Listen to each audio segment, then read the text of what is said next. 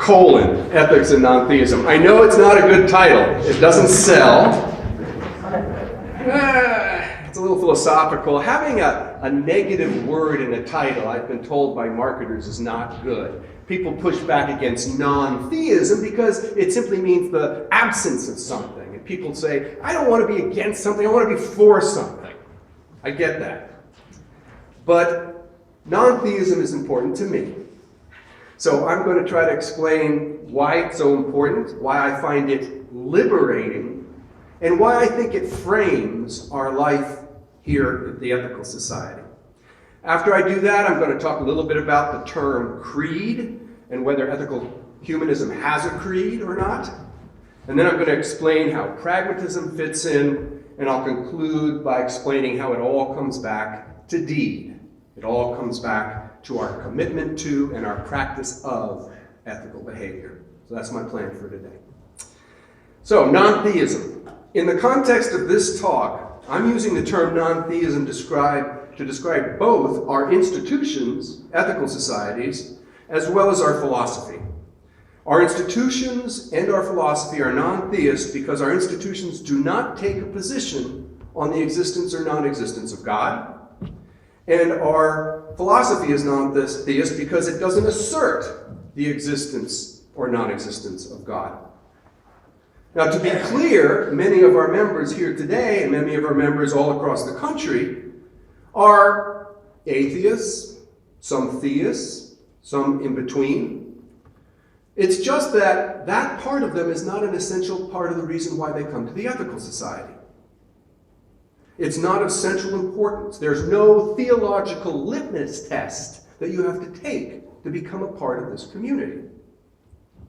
Now, that said, I think it's accurate to describe our institutional history and our lived community as godless, because God's not involved in the discussion. We're not evangelical atheists either. Being godless just means that we're not suggesting the existence of gods. We've simply left that theological Pandora's box alone and in the corner, unopened. Now, our federal judiciary in this country did the same when they examined ethical culture. They also left behind in the past and unopened that theological Pandora's box. They would not judge ethical societies as to whether they're religious based on whether or not we assumed gods or denied gods. In 1957, the U.S. Court of Appeals ruled in the case of Washington Ethical Society versus the District of Columbia. And in that case, it grew from a challenge to the ethical society's claim to religious, non-profit, tax-free status. 1957. The court refused to judge whether the Washington Ethical Society did or didn't assert the existence of God. And thank goodness. Thank goodness they didn't, because it affirmed the institutional and legal integrity of non-theism. The court took a much more practical and pragmatic approach. In the opinion written by Justice Warren Burger, it focused not on beliefs but on actions. It unequivocally ruled that the Ethical Society functioned like a religion in our society and thus was entitled to the same constitutional protections as other religions. Like other religions, we meet regularly in a congregational format, we celebrate life passages with weddings and funerals, and we fight for justice and so on and so forth. So that ruling was called the quack like a duck ruling. If they act like a religion, then we're going to call them legally a religion. Claims or denials of divine power have nothing to do with it. And then in 1964, the Supreme Court upheld ethical societies' status as religious institutions for tax purposes and other purposes in the case of Torcaso versus Watkins. And once and for all, it established that non-theistic religious institutions are legally as valid as theistic religious institutions. Let's give a round of applause for that. Now, as an aside to this talk, I want to share with you that personally, I don't believe that gods exist, but I don't spend a lot of time trying to convince people of that. Besides, I accept the logical rule that you cannot prove a negative. You cannot prove a negative.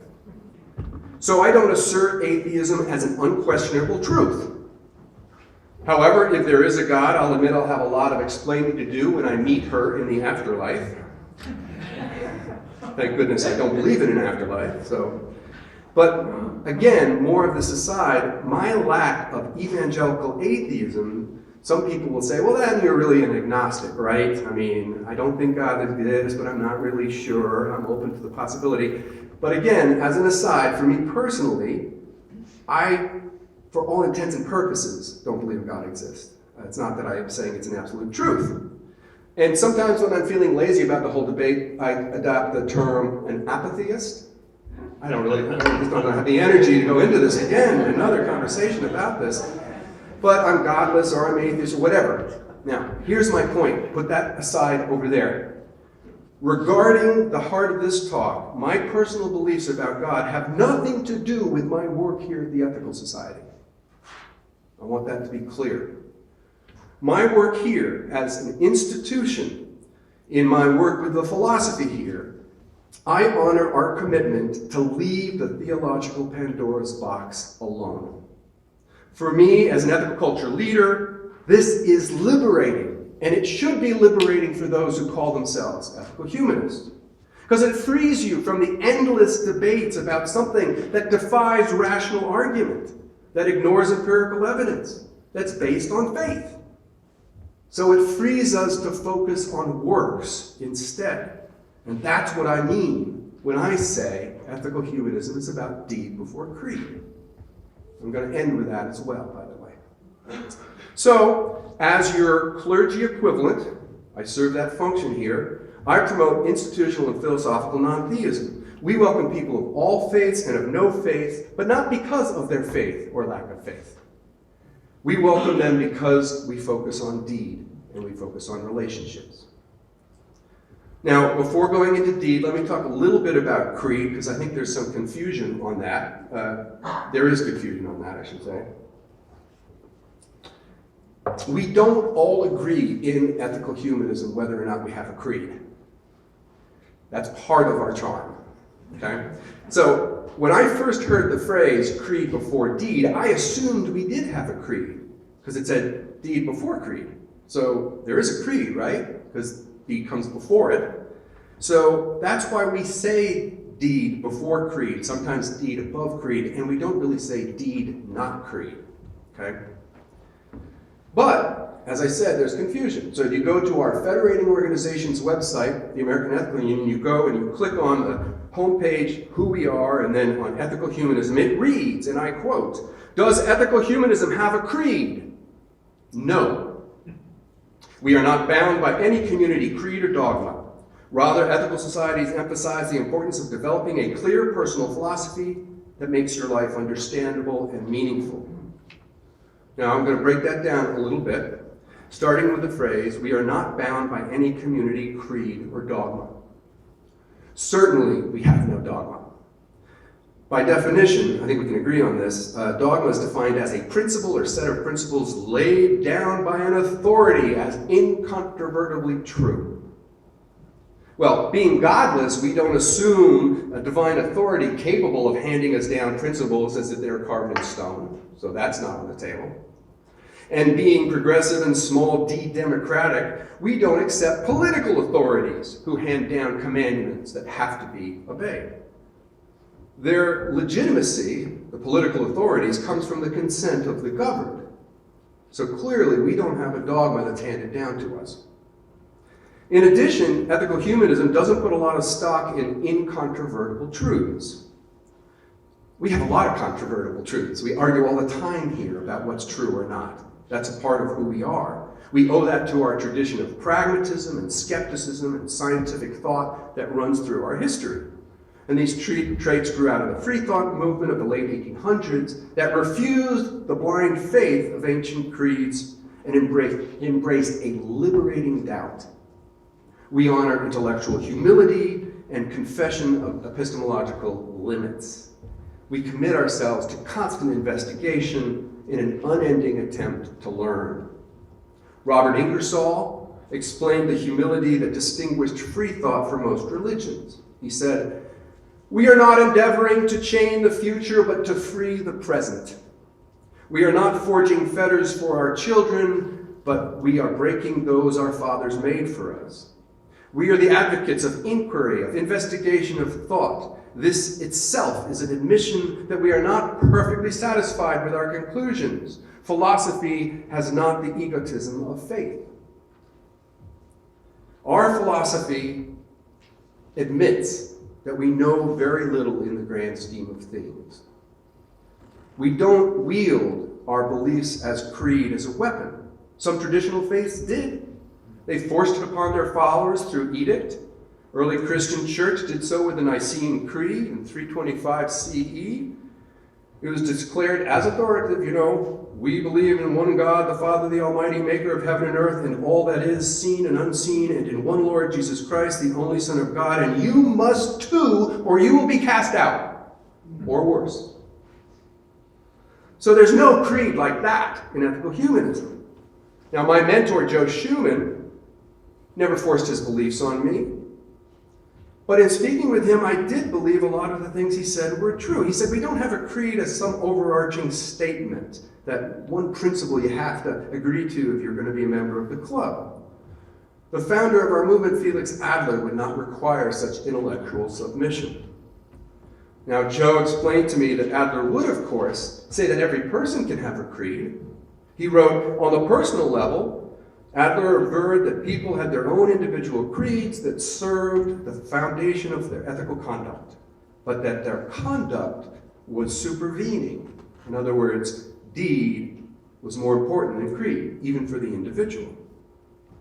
Another mentor of mine, Joan Lewis, recently gave me some language that I thought really helped clarify our approach to creed in ethical culture. She said, there are different kinds of creeds. Some creeds are prescriptive creeds, and some are descriptive. So the prescriptive creed is like the Nicene Creed. It imposes and enforces acceptance of a set of beliefs. And that kind of a creed is not what we have. But another sort of creed is simply descriptive. Maybe it's just a statement of beliefs that are held by individuals in our community, many that garner consensus and some that do not. We're all obviously have that sort of thing in ethical humanism. We have a collection of beliefs, some held by many, some representing a greater diversity of thought. But some leaders don't think that we should describe the collection of individual beliefs as an institutional or philosophical creed. Arthur Dobrin, who was for a long time the leader of the Ethical Society of St. Long Island, said that many beliefs that individuals have don't add up to a singular organizational creed. He said, I don't think this implies that ethical culture has a creed, but that whatever creed an individual may hold, their deeds are primary. So again, coming back to deeds. But he does admit, of course, we do have an implicit creed as an institution. Human well-being is our ultimate concern, that each person is unique, that uniqueness is realized through mutually enhancing relationships. And what he's pointing out is that although there's no creed, there is a consistency to the collection of our beliefs. And it's been remarkable over time that these beliefs have remained similar. I mean, since 1876, when this tradition started, we have many diverse people, but we share so many beliefs and values as individuals. Adler, who founded the society, said, I founded the society with the express purpose and intent that it should not consist of those who only stood as I did, who had the same religious feelings and needs, but that it should be open to all who believed in moral betterment, because that is the point on which we all agree. Now, our dear Richard Canary, who died 2 months ago, emphasized that there is agreement in ethical culture, but that it bubbles up from the collection of individuals. He wrote an interesting philosophical treatise that is now on the Ethical Society website. It's called Ethical Culture as a Religious Approach. I'm going to read a section of it. While we are and should be open to people with varied conceptions of reality, varied ideas of God or gods, varied ideas of ethics and meaning, it is important that people discover quickly that we have a point of view. Be as unusual as you want to be, but there is a foundational perspective in this movement that's not going away. While we don't have a creed in the usual term, no leader's creed, we do have a historic understanding of life. Unlike non-creedal Unitarianism, we have one approach. Life is a relational experience and therefore an ethical experience. As someone has said, deed is our creed. We are not dogmatic, but we are creedal. We have beliefs. So, what are these beliefs? You can ask the person sitting next to you if they're a member. We're all going to have a different collection, but there will be a consistency. The American Ethical website that says we don't have a creed, in the very next paragraph, that sets a whole bunch of beliefs that we share. So there's some of the interesting subtlety. Freedom of belief, eliciting the best in others, respecting human worth, putting into practice ethical principles like justice, honesty, forgiveness, reverence for life, humility, nature. We have a new leader in training, Louise Jett, who said, "I've always thought deed before creed was our creed." Now, various leaders have offered their personal creeds, and I can share more with you with that. Fritz William, who was the leader of the Baltimore Society, where I now serve, he listed his creed as including what he didn't believe. He said he didn't believe in God, souls, prayer, or life after death. But then he said, "I do believe in connecting with our world and life itself, participating in caring and sharing in community, a life driven by a higher awareness of what human life can be." Now, with so many creeds held by different people in ethical culture, ethical humanism may not appeal to people who want a single, succinct declaration of essential principles. We're more complicated than that. But we do have clusters of belief that I've already referred to. One example that I think we all share is a dedication to naturalism. Now, naturalism simply emphasizes the natural world of here and now. And it's a dominant theme in most humanist groups outside of ethical culture. Humanism is a huge tent. Ethical humanism is only a tiny part of it.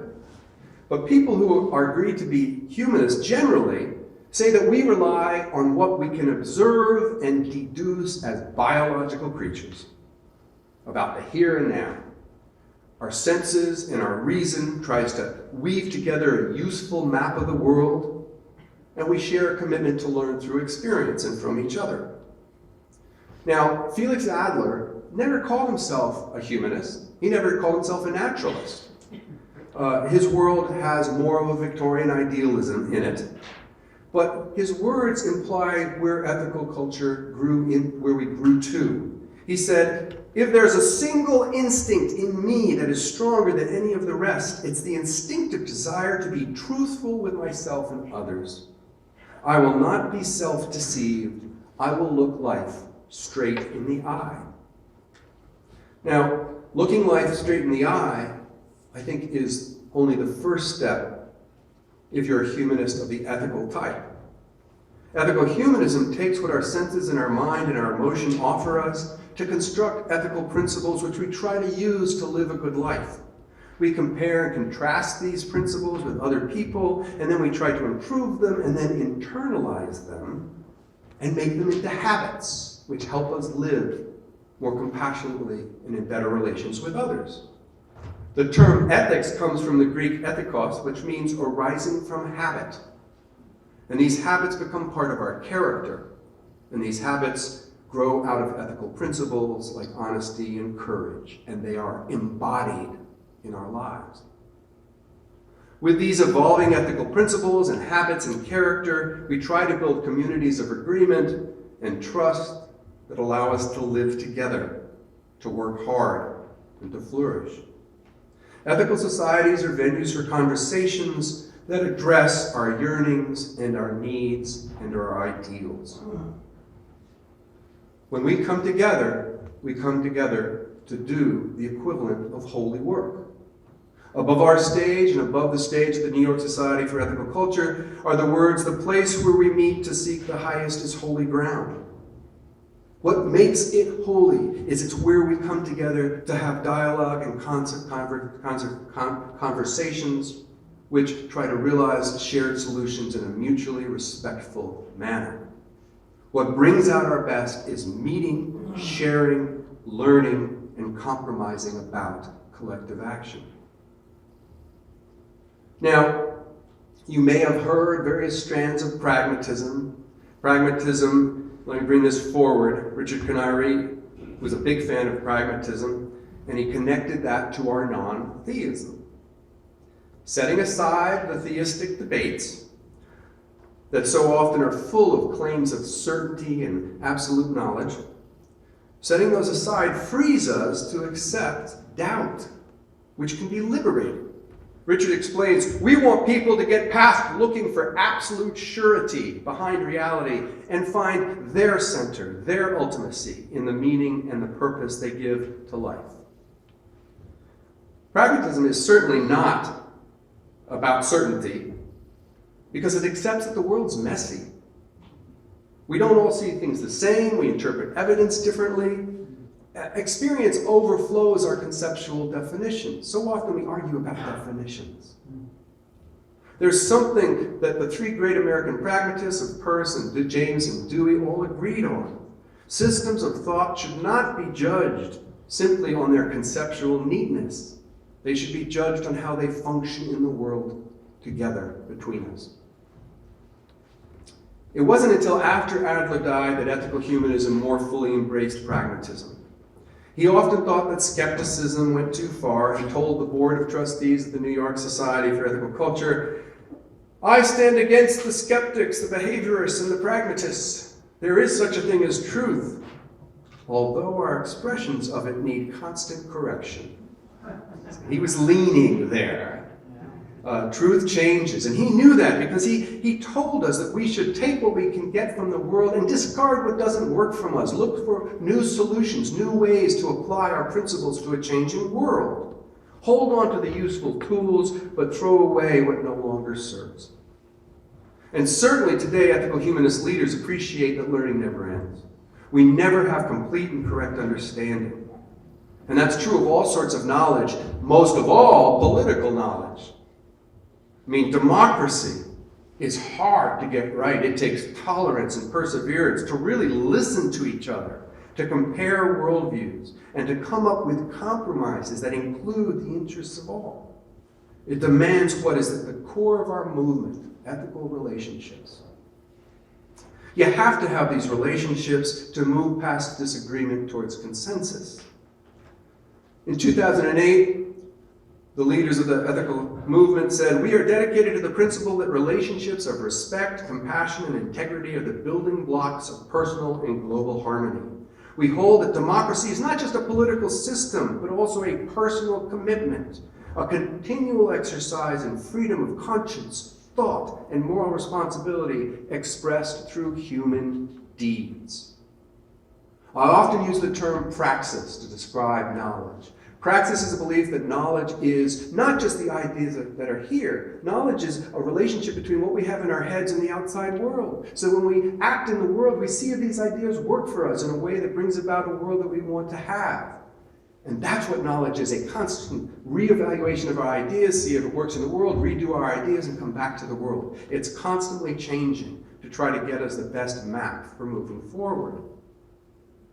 But what's more important than all of what I've talked about so far is that knowledge leads to a commitment to act. So let me turn to that last part, action.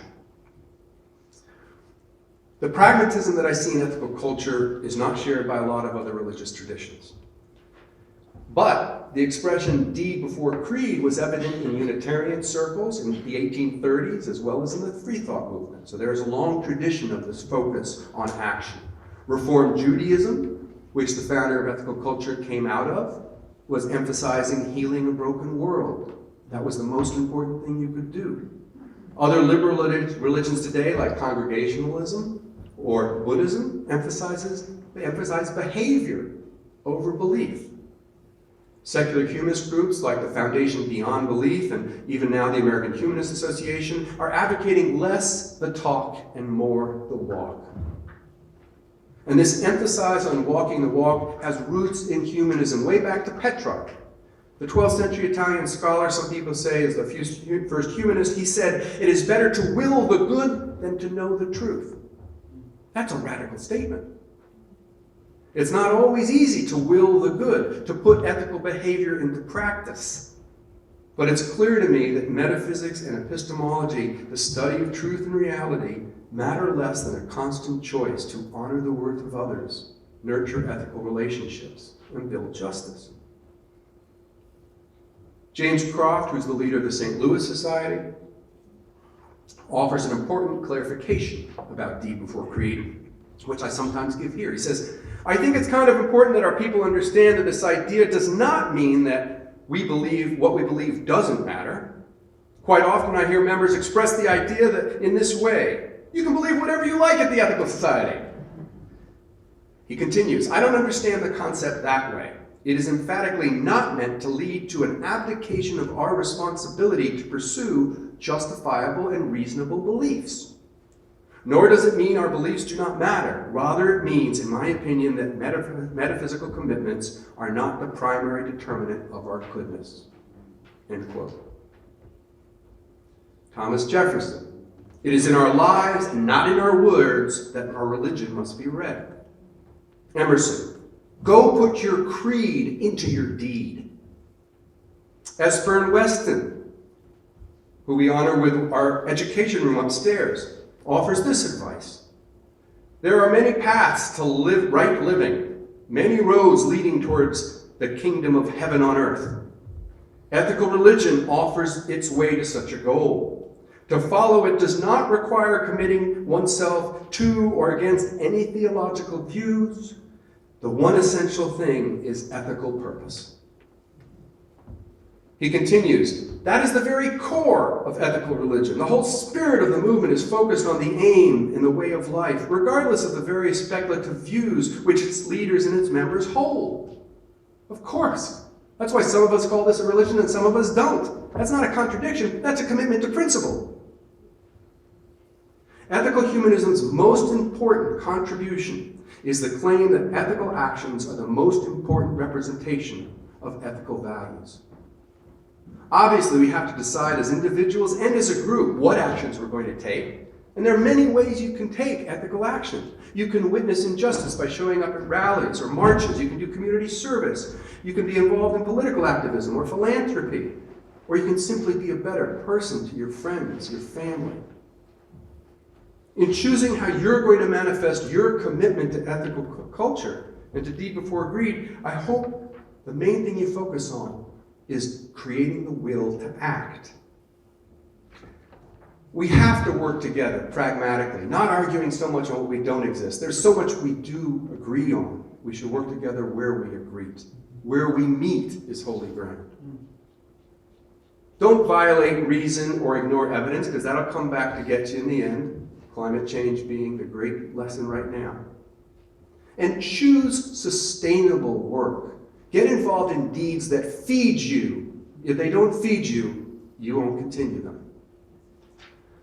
My whole argument is that treating people with compassion and respect matters more than what philosophy you endorse.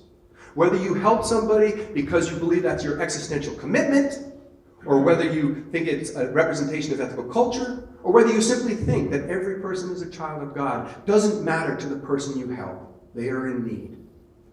It's for us to embrace non-theism so we can focus on D before Creed. Thank you very much.